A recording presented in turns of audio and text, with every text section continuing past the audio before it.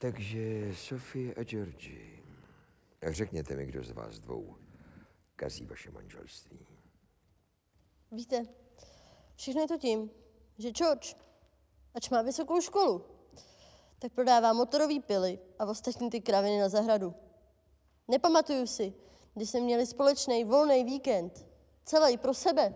Víte, Sofie zapomněla dodat, že v té práci tvrdnou především proto, aby ona a její kamarádky mohly celé dny trávit po krámech. Je to tady zase. A když potom přijdu domů, tak nemám ani zamák klidu, protože celý byt je plný toho jejich pitomého štěbetání. Plotna studená samozřejmě. No, co to povídáš? Zrovna tuhle jsem ti udělala čočku s anglickou. Jiný chlap přišel, poděkoval. George přijde, zblajzne to, jako by se nechumelilo. A co ti asi mám říct, když před mě postavíš mletý maso z konzervy? Si tak bych to viděl. A v loži nacházíte společné pochopení Masonovi? Pochopení. Už se ani nepamatuju, kdy mě George naposledy pochopil. K Vánocům dostal parfém, špičkovej. A místo toho cítím z něj jenom ten sprej do nosu nebo kam. Slyším to pst. Zabila by ho. Co to povídáš, že to bude krásně voní. No, jako saponát.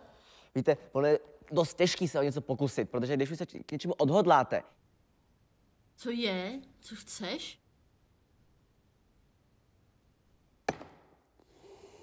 Víte, když vás tak poslouchám, vy se potřebujete vykořenit z každodenních ordinat.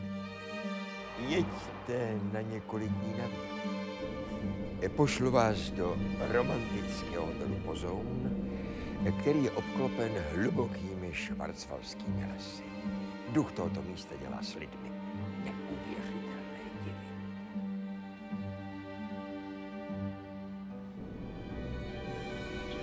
Máme tohle zapotřebí. Prosím. No, jakože... To, že ti za těžko se mnou nikam jet? Ježišmarja, musíš se pořád jenom hádat. Pokud se chceš bavit o hádání, tak jsi to ty, kdo si vždycky začne. No jasně, ještě řekni, že to je všechno moje chyba, že jsem tvůj největší omyl v životě. Přestaň se už ponižovat, prosím tě. Já?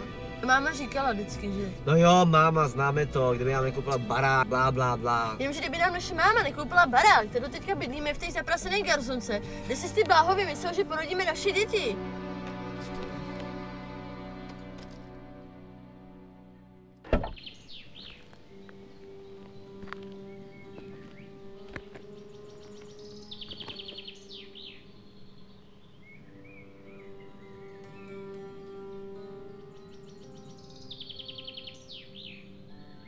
Georgie, pojď sem. Když se tu odbočku, když se po ní vydáme, tak to tady půjde v oběd. Pro mě, za mě. Budem rádi, jestli dneska vůbec někam dojedeme.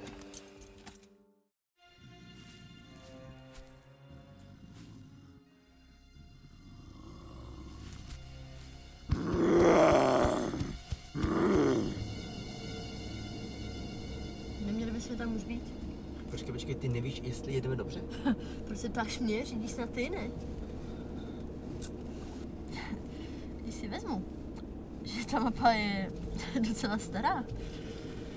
Takže jsme se ztratili. Paráda. A proč jsi neřekl rovnou, že nevíš, kam jedeš? Já nevím, kam jedu? Ty se s tím vyhrnula. Jsem snad nějaká vědma, abych věděla, v jaký části kouzelného lesa je ten prokletý penzion? Jsem Sofie Mejsnová a vedu tady tu výpravu za neštěstím. Prosím tě, nech toho, začínáme s tebe být fakt na nic. Na nic? Celou cestu na mě štěkáš jak nějakýho pitomýho osla. No, hlavně, že ty jsi milej a příjemnej. Ty si nespomínáš, proč jsme se měli, že jo? Sofie, já dělám, co můžu, ale co pak to jde, když před sebou furt vidím ten tvůj naprděnej ksicht?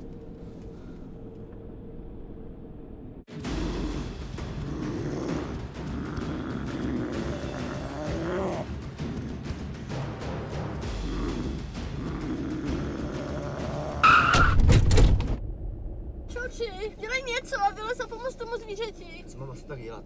Mám mu dát masáž srdce, nebo mám rovnou dorazit? Tohle můžeš vůbec říct? To zvíře tam venku trpí a my tady sedíme a nic neděláme.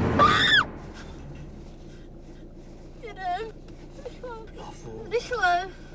Dej pokoj, nebuď hysterka. Nelekejte se, prosím vás. Co tu hledáte v tuhle strašnou noční dobu? A dáme hotel pozon, šerife. Nejsem žádnej šerif, i když mi tak říkají. Váš hotel je touhle cestou vlevo. Nemůžete minout. Děkujem, šerife. Za Bambiho zaplatí.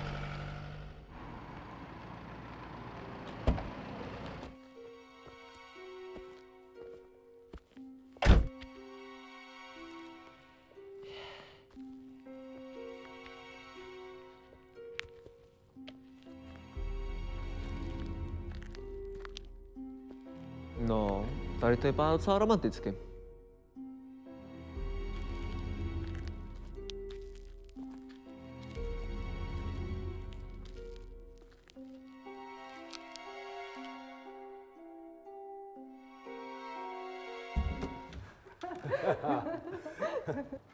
A konečně tady nebudeme sami. Já jsem nějaký Deere. John Deere. To je moje žena Betty. My jsme Masonovi.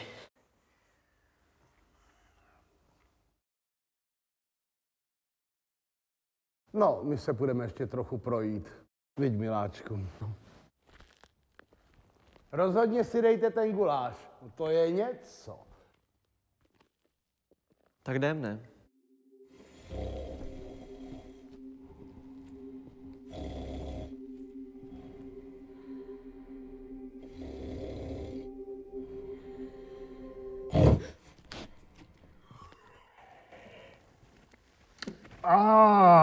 Vy musíte být Mansonovi. Masonovi.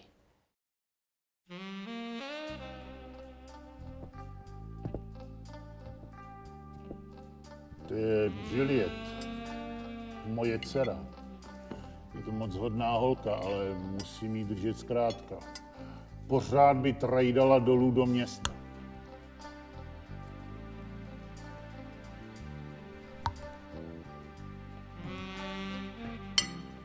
To byl gulášek, jak se patří. Co říkáš, Sofie? Rozhodně. Čím to je, že to tak šmakuje? Chcete to doopravdy vědět? Tak to je naše kuchařka Gerta. Po našem neumí a není slovo rozumět. Ale vaří tak dobře, že bych vraždil. Víš, že jo? So, ihr scheiß Ausländers wolltet ihr wissen, wieso unsere Gulasch so lecker ist?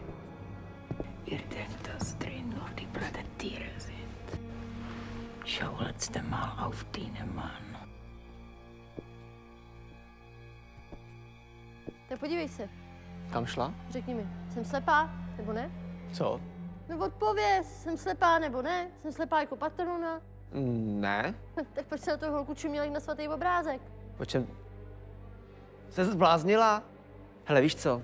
Běž do prdele.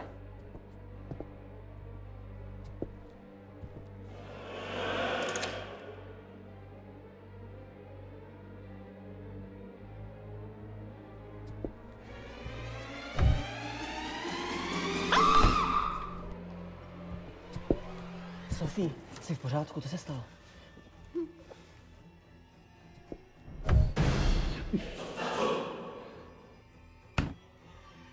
Můžeš chodit? Asi ne. Počkej tady, dojdu pro auto.